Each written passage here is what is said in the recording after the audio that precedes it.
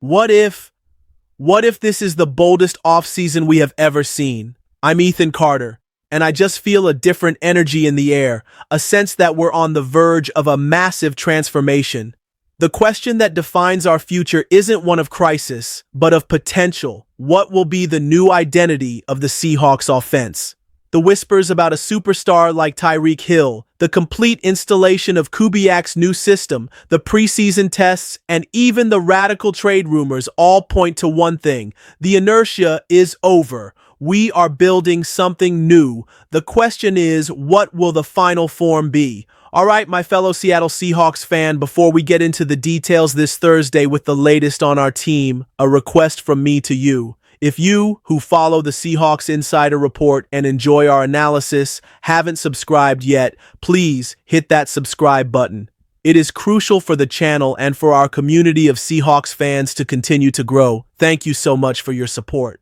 What if I told you the Seahawks offense might be about to get an injection of pure nitroglycerin? Forget the slow rebuild. Forget conservatism. A new rumor suggests that John Schneider is considering a move that would shake up the NFC, bringing Tyreek Hill to Seattle. Let's be honest, after a mediocre 2024, with an offense that was just 18th in points, and with the painful but necessary departures of Geno Smith, DK Metcalf, and Tyler Lockett, we needed a reality check. The arrivals of Sam Darnold and Cooper Kupp were smart, but the possibility of adding Hill to that equation takes the game to a stratospheric level. The Bleacher Report story points to a trade involving Kobe Bryant and a 2026 fifth-round pick. Now, I ask you, fans who've seen it all, what do you think about that? Bryant was a solid player, don't get me wrong, playing in almost 70% of the defensive snaps last year, but he's in the final year of his rookie contract. With the arrival of the rookie Nick Emenwari, and with a secondary that already has Rick Woolen, Devin Witherspoon, Julian Love, and the return of Shaquille Griffin, we have depth. Bryant becomes a luxury piece, a valuable trade chip for a game-changing asset. The analysis is clear. Clint Kubiak comes from the Shanahan tree, just like Mike McDaniel, which means he knows exactly how to use a weapon like Hill. Picture the scene: Jackson Smith and Jigba dominating the middle of the field, Kupp being the reliable receiving machine, and Hill being the cheetah, stretching defenses to the breaking point.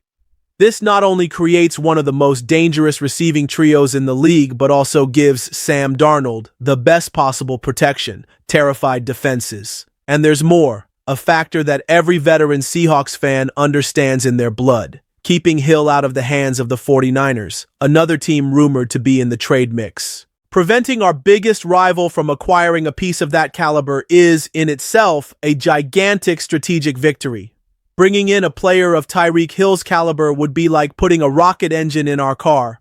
But an engine like that is useless if the chassis, the transmission, and the steering aren't perfectly aligned and ready to handle the power. And it's precisely this chassis, Clint Kubiak's new offensive architecture, that we need to talk about now, because the first blueprints have been finalized and the verdict on its installation has just come out. It's over. The testing phase is done.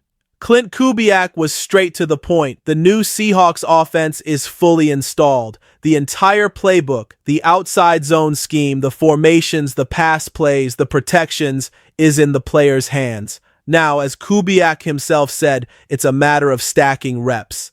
And the first trial by fire for Sam Darnold and the starters happens this Friday against the Chiefs.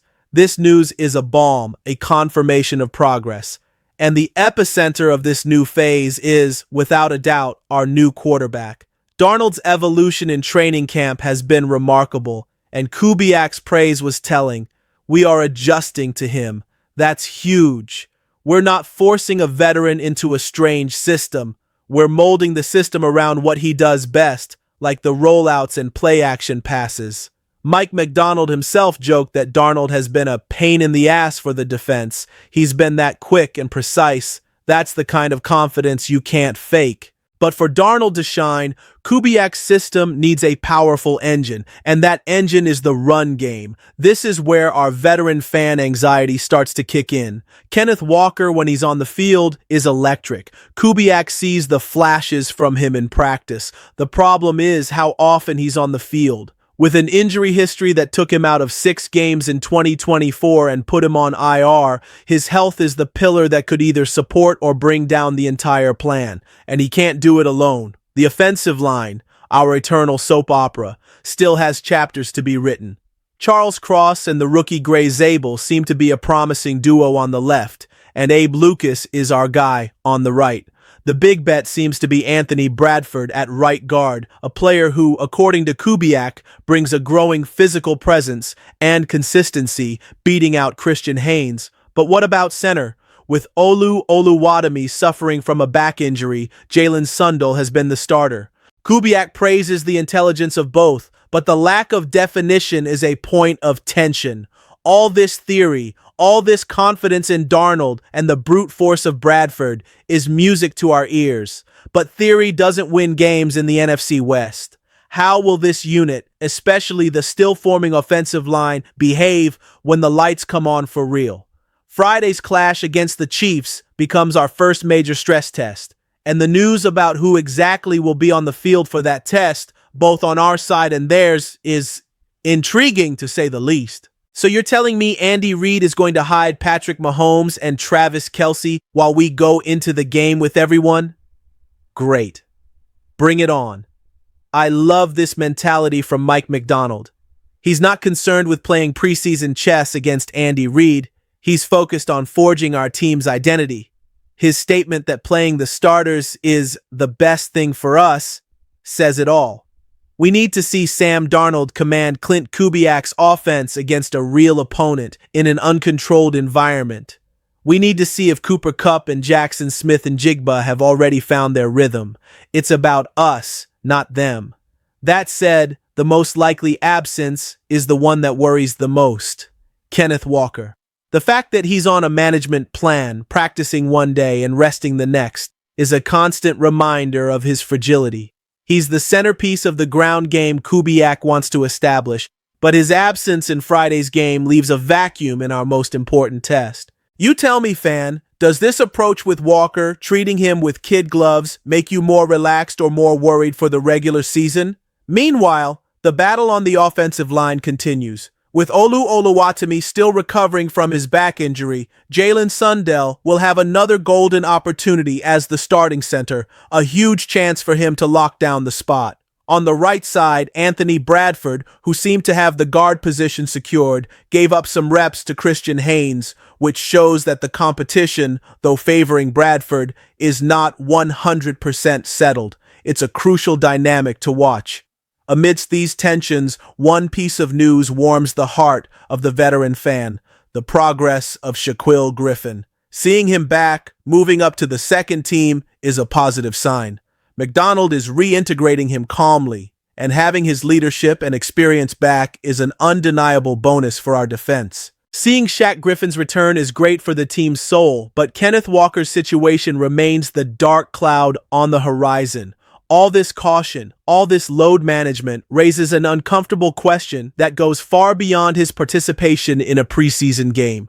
While we fans debate whether he should be rested to be at 100%, there are whispers behind the scenes suggesting a much more drastic question: whether he should be on the team at all. And the trade proposal that has emerged doesn't just involve draft picks, but a name that could change everything. Let's just stop everything, take a deep breath, because now we're going to talk about the most insane or the most brilliant idea of this offseason: trading Kenneth Walker 3. Yes, you heard me right.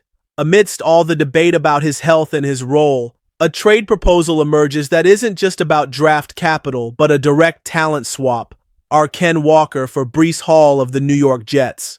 The logic behind it, presented by analysts, is cold, brutal, and to be honest, it makes an uncomfortable amount of sense. The argument for trading Walker is based on 3 pillars. He's entering the last year of his contract, his production, according to some, has decreased since his rookie season, and Zach Charbonnet was more efficient last year, with half a yard more per carry. It's the classic sell before the price drops or the next injury appears mentality. My fan heart screams no, but my analyst brain forces me to examine the other side. Why would Hall be available? The guy is pure talent, but Just like Walker, he's also in the last year of his rookie contract and, unlike other Jet stars, has yet to receive an extension. Rumors indicate that the new coach wants a 3 running back rotation, which would diminish his touches and could lead to dissatisfaction. Here's the crucial point of the analysis. It would be a change of scenery that could benefit everyone. Hall, an immense talent wasted in a dysfunctional offense, would come to Seattle to finally reach his potential under Kubiak. Walker, in turn, would go to a committee that could lessen his workload and theoretically keep him healthier. It's a gamble. We're trading the explosion we know for the promise of a perhaps more complete and durable talent. What is your visceral reaction to this?